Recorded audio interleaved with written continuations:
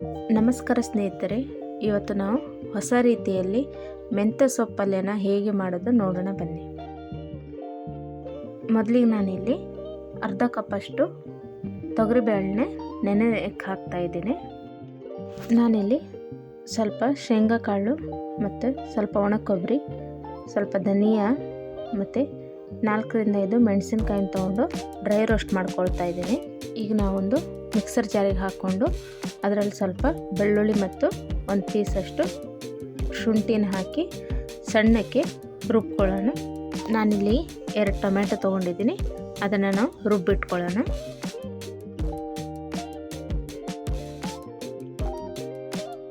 ಈಗ ಒಂದು ಕಟ್ಟಷ್ಟು ಮೆಂತ್ಯ ಸೊಪ್ಪನ್ನು ತೊಗೊಂಡು ಸಣ್ಣಗೆ ಕಟ್ ಮಾಡಿ ಇಟ್ಕೊಳ್ಳೋಣ. ನಿಮಗೆ ಬೇಕಾದರೆ ಹಾಗೆ ಸೋಸ್ಕೊಂಡು ಕೂಡ ಹಾಕ್ಕೋಬೋದು.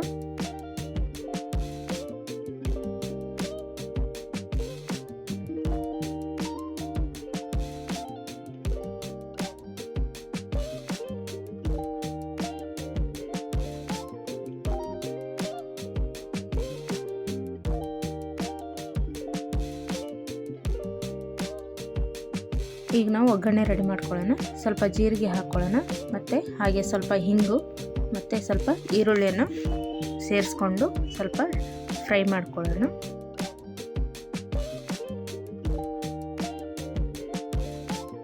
ಆಗಲೇ ರುಬ್ಬಿ ಇಟ್ಕೊಂಡಿರೋಂಥ ಟೊಮೆಟೊನ ಸೇರಿಸ್ಕೊಂಡು ಚೆನ್ನಾಗಿ ಹಸಿ ವಾಸನೆ ಹೋಗೋವರೆಗೂ ಫ್ರೈ ಮಾಡ್ಕೊಳ್ಳೋಣ.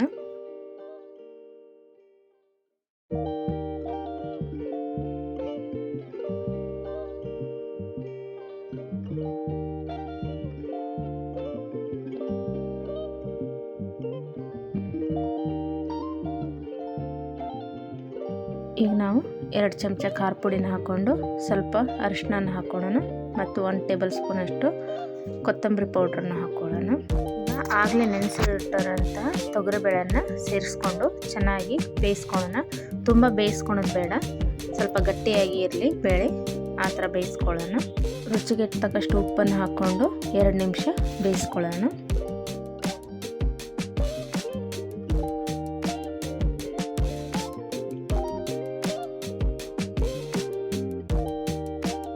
ಈಗ ನಾವು ಮೆಂತ್ಯ ಸೊಪ್ಪನ್ನು ಹಾಕ್ಕೊಳ್ಳೋಣ.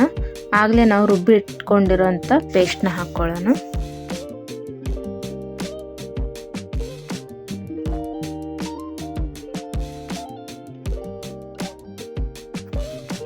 ಈಗ ಗಾರ್ನಿಷ್ ಮಾಡೋಣ. ಕೊತ್ತಂಬರಿನ ಹಾಕಿ 1 ನಿಮಿಷನ ಬೇಯಿಸ್ಕೊಳ್ಳೋಣ.